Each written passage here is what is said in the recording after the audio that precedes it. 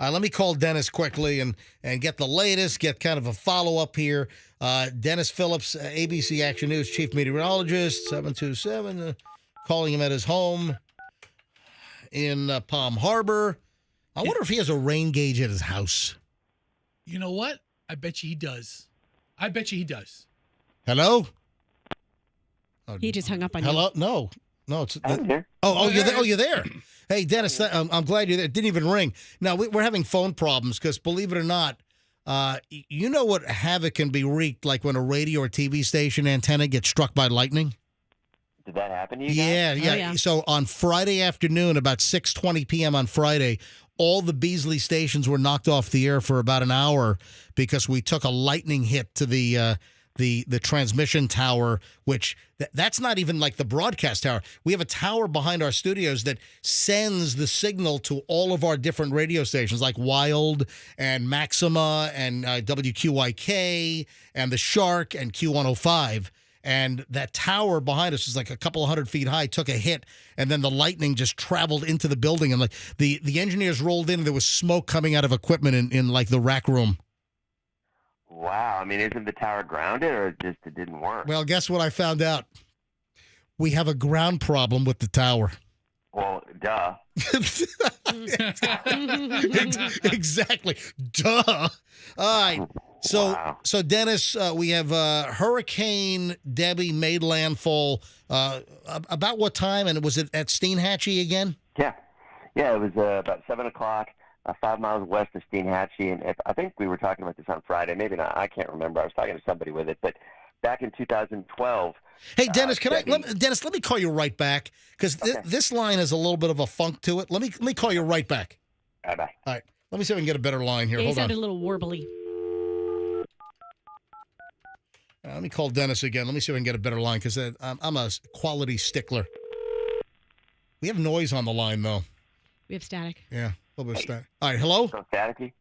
Yeah, you know what? It's a little staticky, but we'll have to do with it. I think that we do have some damage to our phone lines, but at least you're on the air. All right, so give us the lowdown.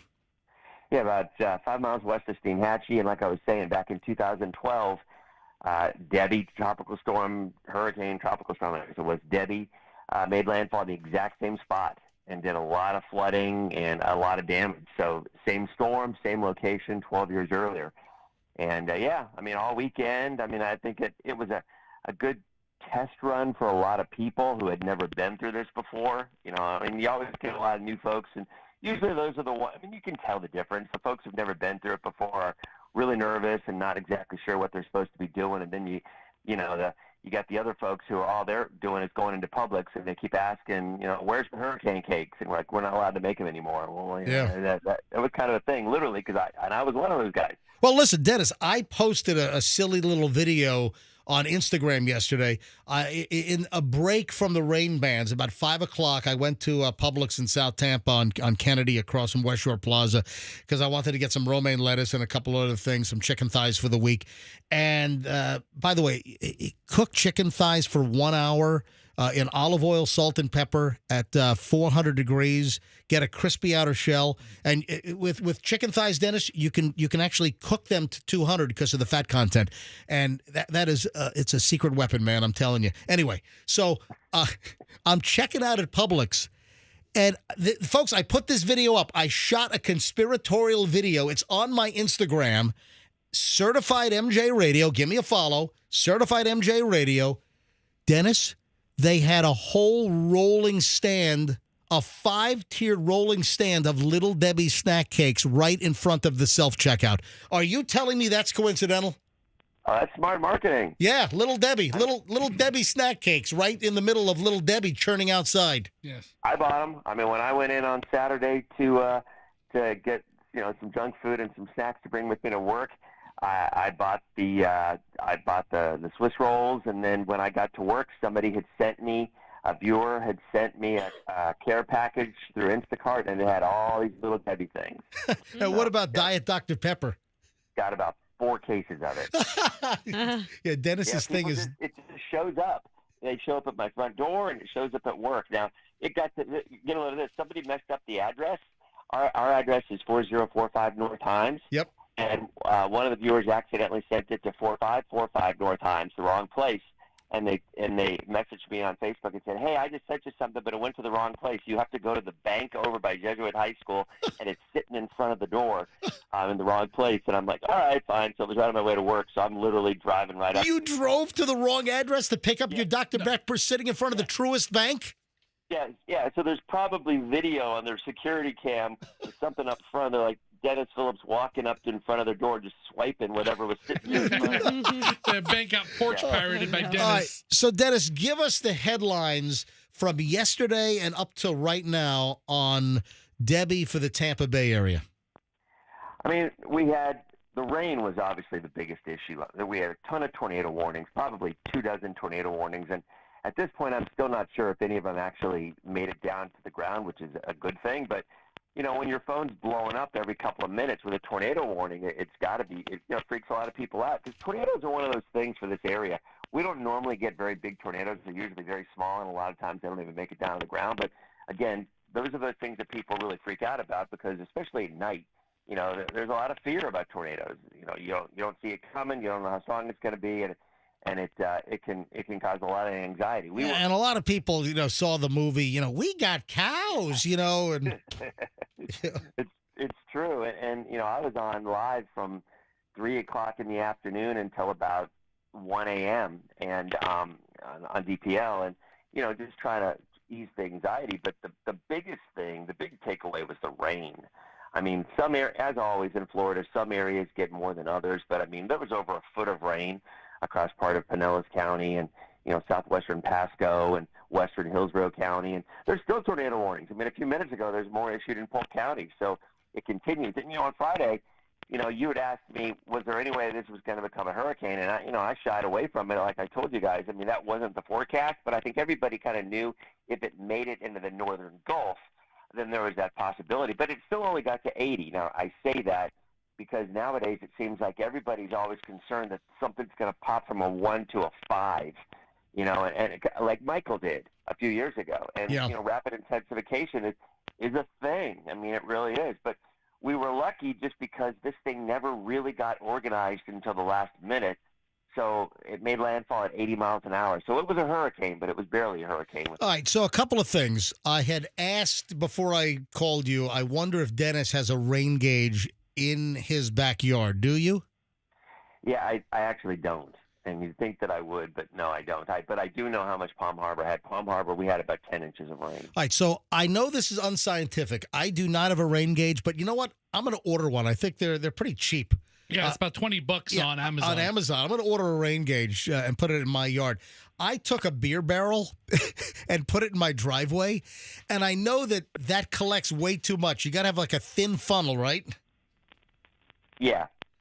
So, I mean, my beer barrel is like significantly filled in the middle of my driveway. And I know that's amplified and exponentially it captured a lot more water. But in South Tampa, I'm where I live. I'm just south of the airport, south of Kennedy in the Beach Park area in West Shore. And we must have had, I don't know what the airport said officially up until now, Dennis, but, we must have had 5-6 inches of rain in South Tampa. It ranged from, maybe 3 to 4 in some spots to over a foot of rain. I mean, that's common because where those bands set up, the heaviest bands were over Pinellas, and it popped. We kept saying on Friday and Saturday, the closer you are to the coast, the more likely it is you're going to have more of the impact. And it's interesting because my family texted me throughout the night last night, and they were saying, they evacuated in Irma. They went out of the area and a couple other spots, but the wind and the rain, they said, was the heaviest that they remember that it's been in 10 years. So, I mean, a lot of people in Pinellas were kind of surprised because you always get the mentality it's just a tropical storm. And then the whole storm surge issue. And there was definitely some water coming up. But, again, we were kind of lucky because it didn't really get as organized as it could have, as a lot of folks were fearing that it did. So I don't want to make light of it, but it was a good test run. I really do, in terms of prep, in terms of people's expectations, in terms of what they're going to do. I think it really was kind of a good test run for folks who've never been through it before, and for most Floridians who have, it was a little nerve-wracking, but you you hang at home, you don't go anywhere, and you're back to normal on Monday. We're on the phone with Denis Phillips, the chief meteorologist at ABC Action News, ABC 28. Now, did any of the tornado warnings, and you're looking at the rotation, you're looking at the areas of like the pinks and the purples next to the green, and you're looking at these areas. You're like, oh, this is convection, or this is the spinning, and you're pointing this out. Do we have any confirmation of any actual tornadoes on the ground? I never got it. I mean, it might be they might issue storm reports, and that was kind of what I was stressing yesterday when we were on the air so long. Like, there had to be 24 tornado warnings, and the Weather Service, they will issue a warning if they see rotation. There were storm spotters out there, just like the dudes in the movie. They literally were out there following where those bands were, and they were looking for funnel clouds. There were a lot of visual reports of funnel clouds, but never did I see a report of one actually making it down to the ground, and I didn't get any reports of any damage. And I kept saying that on TV. I'm like, look, I get it. There's a lot of warnings out here, but I'm looking at every one of these rotations, and they got to issue a warning because it's clearly rotating. There's clearly a funnel. But usually with these kind of systems, they don't make it to the ground. Usually they're funnel clouds, or if they do, they stay on the ground at a really short period of time. But the one in Pinellas, there was a water spout, and this is what often happens. The water spout will move onshore onto land, and then it becomes a tornado. And there was one that moved onshore around St. Pete Beach and moved up through Seminole, and it was clear rotation. And I had one woman who said that she saw the funnel on her Ring doorbell cam. Oh, wow. Yeah. So she. And that's at St. Pete Beach? No, that was in Seminole. Oh, that was. I'm sorry. That was Seminole. Okay, guys. Yeah, it did. And I've not gotten that video. I kept asking her for it. Yeah, so. like, send us the damn video. Why would she send that? Maybe she was pulling your leg or something. Maybe she was like a Weather Munchausen's by proxy lady or something. She seemed genuine, but you never know. But yeah, I mean, that one you could really see the rotation clearly. So. Yeah, it's funny because tornado warnings are one of those weird things. Let me tell you, there is nothing as venomous and nothing as angry as when you go on during General Hospital and a tornado warning is on, and the viewers who get mad when you're preempting their story are vicious. Dude, you are speaking to the Fester choir. Fester sent me an email at 10 o'clock last night ripping Channel 10 apart because Fester was trying to watch Big Brother, and they interrupted Big Brother as you did. You and I'm sure, Channel 8, Channel 8 with a very often, if at all. I'm flipping around. I wanted to see who's breaking in. I go to Channel 28, you, Dennis, and you're on cover to cover with your colleagues. Delgado on Fox. They're like completely, doing local coverage. Channel 10 and like Channel 8, I'd flip over to say the Olympics are on. I got some Kenyan dude running right now on my TV.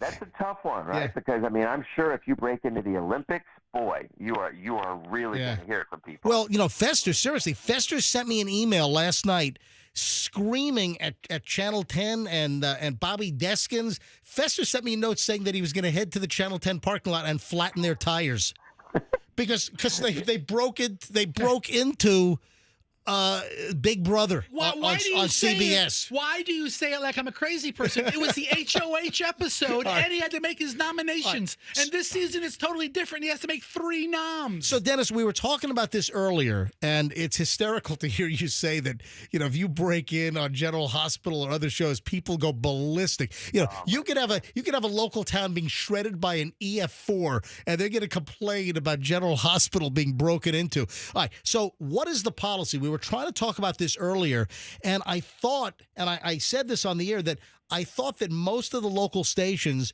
when there is a tornado warning, that you go on the air and you stay on until the expiration? Yeah, it's really an FCC thing. When you're reapplying, you have to show your service to the community, and I get it, I do, and my head tells me that 99% of the tornado warnings that we see in the Bay Area are not going to cause damage. And it's true. They're not. But when a tornado warning is, and that's what you always hear from people. Why don't you just let it come? This is it. Why don't you leave the little thing on the screen and you have the little crawl on the bottom with the words? Well, all you want to do is hear yourself talk. That's the only reason you're on TV right now. I mean, you do. You get that.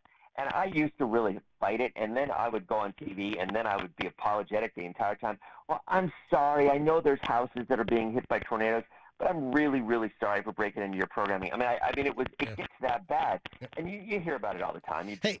But at the end of the day, the reason that it's done is it's policy, because if 99 times be okay. But I guarantee you, if it's the one time and it's their house that got hit by a tornado, they'd be complaining, why didn't I hear more about this? Why didn't you tell me more that there was going to be a tornado coming? It's a no-win situation. 100%. All right, before we let you go, what can we expect for the rest of today? What can we expect tomorrow? I'm hearing that we still could have 3 to 6 inches of rain around the area still today, and then another couple inches potentially tomorrow? Yeah, it won't be widespread. There will be bands that are, because, the storm's still there and it's moving slow. It's not going to actually leave Florida and get into Georgia till late tomorrow, and then it's going to meander. And so, you see a big old moisture plume that's coming in with those bands, and those bands are still going to be over Florida. Now, they're not going to be nearly as widespread and as heavy as they were last night, but they're still going to be around. So if you happen to be under an area that sets up under those bands, then yeah, you could absolutely get 2 or 3 inches of rain, in an hour. Right now, there's one over Polk County, and there's a tornado warning.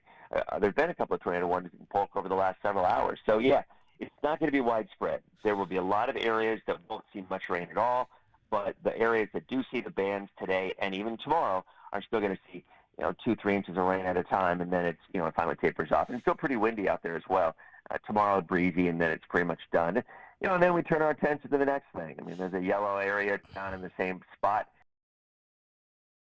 It's going to be Ernesto. All right, stop right there. So the little blob that's now down in the Caribbean, do the computer models take that in the same direction or in a different direction? Yeah, some do, some don't. The GFS brings it in the exact same spot on next Sunday, as in the Panhandle.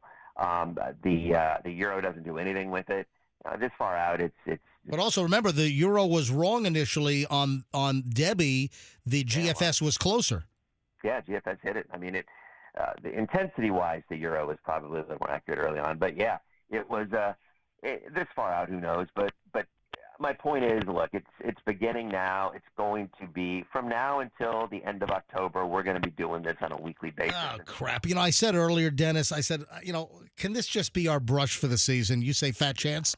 I just don't think so. There's no meteorological basis on this, but I think Florida's going to. I think we're going to be looking at another 3 of these things before the season's over. Yeah, I mean, whether it's the East Coast, West Coast, Florida's sticking out, and the way the pattern's setting up for the next few months, they're all going to be coming generally. Have less curvature, I think, than we often do. I think the way ridging's setting up, they're gonna go Caribbean. Once they go Caribbean and they come into the Gulf, they got to hit somebody. And I want to mention one thing. I know, MJ, you'll probably find this fascinating. We talked a lot about the Euro. There's a new model out this year, and I think this is kind of cool. And not that it is necessarily accurate or anything, but I like the mentality of it. There's an AI European model, and what it's doing is they've taken the last 85 years of data, just every bit of data they could find on the face of the earth for every single storm and every single bit of information, and they stick it into this supercomputer. And what they're doing is they're taking all that data, and whenever something new is developing, they're comparing it to that. And, so what this model is doing is it's finding pretty much the exact same situation, or as close to it as they can, of what's happening now, and comparing it to previous years over the last 85 years, and they've made a model out of it to see. The Euro has made a model out of it to see how it's going to do. And I'm really fascinated to see how that's going to work out throughout the season. 85 years, you think to yourself, well, we've had to have seen this scenario before. And I'm really, I know you like the whole science part of it, and I'm really kind of intrigued to see how well that it does versus all the other stuff. And that's called it's the ERAAI, and it's the Euro AI model. Wow. They just released this year. That is intriguing. By the way, folks, if you haven't figured out, Denis Phillips from ABC Action News, our official meteorologist here at the Beasley stations and the MJ Morning Show and Q105. If you hear Dennis's voice and it's a little crackly, we took a lightning hit here at the radio station, and it fried a bunch of crap. So our phone lines are just crackly, and there's clearly some phone damage, but at least we could understand you, Dennis. It wasn't terrible, but Julian, my son, who's listening to the stream up in Manhattan right now at NYU, Julian just texted me, is Dennis communicating over a shortwave radio? So, hey, I got a text from your wife yesterday. I didn't really check my phone very often. Yeah. But during DPL, I said something about Believe It or Not, and then I broke into Believe It or Not, We're Walking on Air from the Greatest American Hero, and also from Free Guy. Yeah. And Michelle sent me a picture, a meme of the guy from Greatest American Hero, and she's like, you might be the only person on earth who would have actually thought of that after saying that comment. So, but she apparently knew the reference as well. Yeah. Or remember Seinfeld with George's answering machine? Believe it or not, George is not home. Leave your message at the beep. Remember that? Maybe that's where she knew it from, but I just remember that. And by the end of the coverage, I mean, you guys know, when you're on the air for a long time, you just kind of sometimes, just get a little giddy, and you have to. It's a fine line, because with me, I try to keep a little bit of levity out there, because I think if people are freaking out, they'd much rather have a little bit of a laugh or something to take the edge off. Occasionally you got some hardcore folks like, it's a serious situation, you have to be serious all the time, and I just don't buy it. I mean, I believe I've had the following that I've had is because you try to have a little fun with it and try to make people a little less anxious when a storm's coming through, because people freak out. Yeah, it shows you're human. Yeah, absolutely. Dennis, thanks for coming on. Thanks for 23 minutes of your time. No worries. See you guys. I appreciate it. Dennis Phillips, ABC Action News, chief meteorologist, and I'm sure we'll probably talk to you tomorrow for a bit. Okay, sounds good. Thanks. Bye-bye. All right. I'm just praying that we don't have to deal with this again. But you heard Dennis, maybe 3 more times at least this season that we might be dealing with crap. Oh boy. I hope that's the closest that we deal with, and that was 70 miles off the Pinellas coast, where the center of that. And look what it's done. I mean, it was a ton of rain, a ton of flooding in places, but nothing horrifically serious by and large here in the Tampa Bay area.